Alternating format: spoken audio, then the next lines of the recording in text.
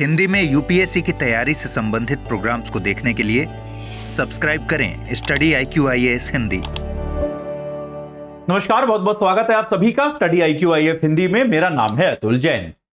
UPSC की तैयारी अगर आप गंभीरता से करना चाहते हैं तो मेरे ख्याल से इसमें तो आपको कोई डाउट होगा ही नहीं। और अगर आपने थोड़ी भी रिसर्च इस एग्जाम के बारे में करी है, थोड़े भी लोगों से पूछा है कि भाई कैसे पढ़ना होता है, क्या पढ़ना होता है, या खुद से भी आपने कुछ पुराने सालों के पेपर वगैरह देखे हैं, तो आपको यह तो पता होगा कि यार यूपीएससी परीक्षा जो है उसके लिए करंट अफेयर्स जो है ये तो भाई आपको ढंग से आने ही चाहिए।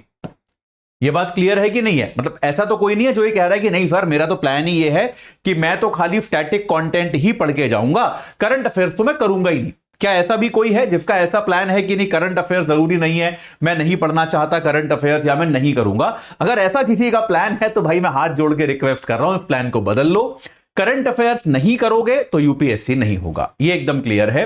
यूपीएससी के परीक्षा में करंट अफेयर्स सिलेबस में भी मेंशन्ड है, प्री में भी और मेंस में भी। और साथ के साथ अगर आप प्रीवियस ईयर्स के क्वेश्चन पेपर्स देखेंगे तो आप पाएंगे कि करंट अफेयर्स का एक, जिसको हम कहते हैं, दो तरह की महत्ता करंट अफेयर्स की होती है। पहला तो करंट अफेयर्स पे सीधे प्रश्न आते हैं। भाई ये तो हमको पता ही है कि करंट अफेयर्स पे सीधे प्रश्न आपसे पूछे जा सकते हैं। जैसे मान लीजिए सब सहारन अफ्रीका जो है, सहेल क्षेत्र जो है, वहां पर अभी सरकारें गिर रही हैं। पिछले एक वर्ष में हमने देखा सैन्य जो है विद्रोह हो रहे हैं, मैंने पढ़ाया। या फिर गरबा को जो है वो एक सांस्कृतिक हेरिटेज में शामिल कर लिया गया, तो सीधा सीधा यही यूपीएससी प्रीलिम्स में इस बार पूछ लिया गया कि भैया इनमें से कौन से आर्ट फॉर्म को शामिल किया गया था। गरबा मैंने भी पढ़ाया था हिंदू में, आपने और जगह भी पढ़ा होगा। अगर आपको आता है तो आपको आता है। तो ये तो करंट अफेयर्स के सीधे सवाल हो गए। दूसरी तरह के सवाल बेटा क्या होते हैं कि आपसे कई बार स्टैटिक सवाल भी जो पूछे जाते हैं।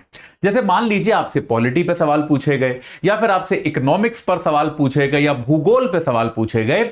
ये सवाल भी कई बार करंट अफेयर्स पे आधारित होते हैं कि भाई अब जैसे आजकल आप देखेंगे धन विधेयक, मतलब इसमें मैं आपको बताऊंगा सीधे प्रश्न के अलावा जो आप विषय के प्रश्न जो होते हैं, कई बार वो प्रश्न भी इसीलिए आते हैं क्योंकि वो न्यूज में रहे होते हैं। जैसे धन विधेयक को लेकर काफी समय से विवाद चल रहा है, तो धन विधेयक को लेकर यूपीएससी पिछले 2 साल से लगातार पॉलिटी का सवाल पूछा है यूपीएससी ने। कोई करंट अफेयर्स नहीं पूछा, कोई ये लेटेस्ट केस नहीं पूछा कि रोजबर मैथ्यू केस क्या है और ये सब नहीं, करंट अफेयर्स कुछ नहीं पूछा, स्टैटिक सवाल पूछा है। लेकिन स्टैटिक सवाल भी यूपीएससी इसलिए पूछ रही है क्योंकि ये न्यूज में है, निरंतर चर्चा में रहता है।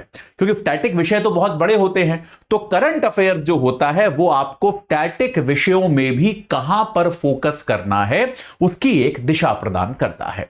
क्योंकि आप अगर पूरी इकोनॉमिक्स, पूरी हिस्ट्री, पूरी ज्योग्राफी सब पूरा पढ़ोगे और कहीं पर भी फोकस नहीं करोगे, तब तो आपकी तैयारी बड़ी मुश्किल हो जाएगी ना।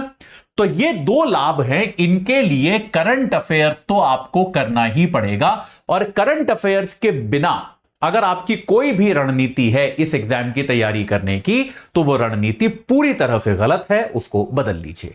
ये बात तो पहली, मतलब ये तो बेसिक पॉइंट है, इसमें कोई डाउट नहीं होना चाहिए।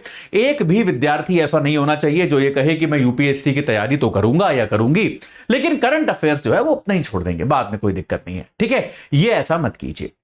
तो अब आते हैं बड़े सवाल पर कि यार करंट अफेयर्स पढ़ी कैसे। चलिए करंट अफेयर्स तो हम भाई करना है, ये तो हमको समझ में आ गया, तो अब पढ़ें कैसे? ये एक आम सवाल है और मुझे रोजाना कम से कम एक ईमेल जरूर आता है किसी ना किसी विद्यार्थी का कि सर करंट अफेयर्स के तो इतने सारे स्रोत हैं कि भाई सर करंट अफेयर्स में आपकी हिंदू की क्लास होती है, मनीष सर की इंडियन एक्सप्रेस की क्लास होती है, पूरे दिन जो है अलग अलग विषयों के करंट अफेयर्स हमारे यहां फैकल्टी लेती रहती है, मैं खुद लेता रहता हूं, अभिनव लेते रहते हैं, दिलीप सर लेते रहते हैं, वगैरह वगैरह। बहुत सारे अध्यापक अलग अलग तरह के करंट अफेयर्स लेते रहते हैं, ललिता मैडम लेती रहती हैं। और अगर आप दूसरे चैनल्स पे जाएंगे वहां पर भी टीचर्स लेते रहते हैं करंट अफेयर्स। तो बहुत, और इसके अलावा अगर आप हमारे P2I बैच में है तो आपको रोज 1 घंटे की करंट अफेयर्स की क्लास मिलती है, CAP प्रोग्राम वो अलग है। तो बहुत सारे विद्यार्थी ये कहते हैं कि सर इनमें से क्या करें क्या ना करें। और अगर हम इनमें से भाई कौन सी चीज को छोड़ दें, कौन सी चीज को कर लें, या फिर हम जो है अगर इन सबको करें, तब तो हमारा सारा दिन करंट अफेयर्स में निकल जा रहा है। तब तो ऐसा हो जा रहा है कि भाई हमारा पूरा पूरा दिन जो है हम केवल करंट अफेयर्स ही कर पा रहे हैं और कुछ हम कर नहीं पा रहे। तो इसका समाधान क्या होगा, इसका इलाज क्या होगा, यह एक चीज जो है बहुत सारे विद्यार्थी पूछने की कोशिश करते हैं। देखिए, जिस जमाने में मैं तैयारी करता था और आज के जमाने में एक जमीन आसमान का फर्क है, और वो फर्क है संसाधनों का। जब मैं तैयारी करता था तो इंटरनेट इत्यादि उतना उपलब्ध नहीं होता था, मेरे पास कोई लैपटॉप, कोई कंप्यूटर नहीं था, स्मार्टफोन नहीं थे, बेसिक नोकिया वाला फोन मेरे पास होता था जिसमें इंटरनेट नहीं होता था। तो भाई तैयारी के संसाधन बहुत सीमित होते थे। एक तरह से वो एक अच्छी चीज भी थी और खराब चीज भी थी। अच्छी चीज इसलिए थी कि हमें ज्यादा कंफ्यूजन नहीं होता था क्या पढ़ना है। खराब चीज इसलिए थी कि भाई किसी भी चीज की जानकारी प्राप्त करनी है तो अभी आप गूगल कर लेते हो, तब हमें किताबें खोल के टटोलना पड़ता था, ढूंढना पड़ता था, कई बार समय लग जाता था। ठीक है, खैर अब लेकिन एक बेसिक जो है वो नहीं बदला है, वो ये है कि आपकी तैयारी, देखिए इकोनॉमिक्स का टीचर हूं, इकोनॉमिक्स की शब्दावली में पढ़ाऊंगा कि आपकी करंट अफेयर्स की तैयारी जो है वो सप्लाई पे आधारित नहीं होनी चाहिए, वो डिमांड पे आधारित होनी चाहिए। इसका मतलब समझाऊंगा। आपकी करंट अफेयर्स की तैयारी जो है वो आपूर्ति आधारित मत रखिए, वो आपकी होनी चाहिए मांग आधारित। ये आपको समझा दूंगा, चिंता मत कीजिए। आपूर्ति आधारित सप्लाई क्या होता है? आपूर्ति आधारित सप्लाई होता है, आप ऐसा मान लो आप किसी पार्टी में गए और वहां पे है बुफे सिस्टम। भाई शादी बारात में गए हो कभी, जहां बुफे में खाना होता है, तो बुफे में क्या है भाई, खाना लगा हुआ है, कितना भी ले लो, है ना। या फिर चलो पार्टी में तो फ्री होता है, शादी में तो फ्री होता है, कई बार रेस्टोरेंट में भी होता है। आप खाने के लिए गए और वहां बुफे सिस्टम है, किसी थाली सिस्टम है, कितना भी ले लो। तो अक्सर आपने नोटिस किया है कि नहीं किया है कि ज्यादातर लोग अपनी थाली में जरूरत से ज्यादा खाना उड़ेल लेते हैं। ऐसा करते हैं कि नहीं करते? क्योंकि वो किस आधार पे चले गए, वो चले गए आपूर्ति आधारित सिस्टम पे, कि यार जितना हमें मिल रहा है, हमें इतना सारा खाना मिल रहा है तो हम हर चीज खाएंगे। और अक्सर ऐसे लोगों का पेट खराब होता है घर आने के बाद। ये बात सही है कि नहीं है? तो ऐसे ही करंट अफेयर्स की तैयारी बहुत सारे विद्यार्थी करते हैं आपूर्ति आधारित तरीके से, कि भैया स्टडी IQ IF हिंदी पे अतुल सर पढ़ाते हैं, बहुत अच्छा पढ़ाते हैं। अपनी तारीफ कर रहा हूं खुद से, खैर, लेकिन अतुल सर बढ़िया पढ़ाते हैं, हमें अच्छे लगते हैं अतुल सर, तो अतुल सर का लेक्चर अटेंड कर लेंगे। मनीष सर का भी मिल रहा है, वो भी अच्छा लगता है, वो भी अटेंड कर लेंगे। किसी दूसरे XYZ चैनल पे कोई तीसरे सर भी हैं, वो भी अच्छा पढ़ाते हैं, उनका भी अटेंड कर लेंगे, क्योंकि ये सारे तो हमको मिल रहे हैं, ये तो सारी आपूर्ति है ना, फ्री में अवेलेबल है, तो हम लेते चले जाएंगे। सारा दिन अतुल सर जो है करंट अफेयर्स पढ़ाते रहते हैं, उनको भी कर लेंगे सबको। किसी दूसरे चैनल पे दूसरे शिक्षक भी है, उनका भी कर लेंगे। कहीं दूसरा कोचिंग इंस्टीट्यूट फ्री में नोट बांट रहा है, वो भी ले आएंगे।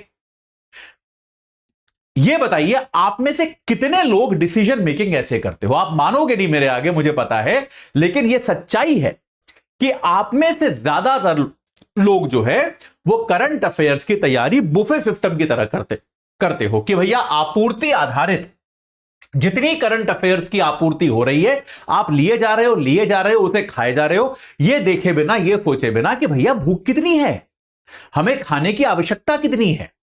तो इसके विपरीत दूसरा सिस्टम जो है बेटा, जो सही तरीका है, वो है मांग आधारित सिस्टम। सप्लाई सिस्टम मत अपनाइए, डिमांड सिस्टम रखिए। डिमांड सिस्टम में आपको शुरुआत में थोड़ा सा दिमाग लगाना। तो डिमांड सिस्टम में आप यह समझिए कि यार इस परीक्षा के लिए मुझे क्या करने की जरूरत है। यह मत देखिए कि अतुल सर क्या पढ़ा रहे हैं, मनीष सर क्या पढ़ा रहे हैं, ललिता मैडम क्या पढ़ा रही हैं, कौन क्या पढ़ा रहा है, या किसी अन्य चैनल पे ABCD सर क्या पढ़ा रहे हैं, छोड़ दीजिए। आप यह देखिए कि इस परीक्षा के लिए मुझे कौन कौन से संसाधन कवर करने हैं, आप पहले उनकी लिस्ट बनाइए। तो मेरे विचार में इस परीक्षा के लिए आपको एक समाचार पत्र कवर करना चाहिए, बिल्कुल इसमें कोई डाउट नहीं है। वो भी अगर प्रिफरेबली हिंदू है तो बहुत अच्छी बात है, हिंदू है या फिर इंडियन एक्सप्रेस है, इनमें से कोई भी एक समाचार पत्र आपको कवर करना है, तो यह आपको कवर करना है, ठीक है। इसके अलावा एक समाचार पत्र आपको पढ़ना भी है, बेहतर रहेगा अगर आप पढ़ लें। कोई एक मैगजीन आपको करनी है,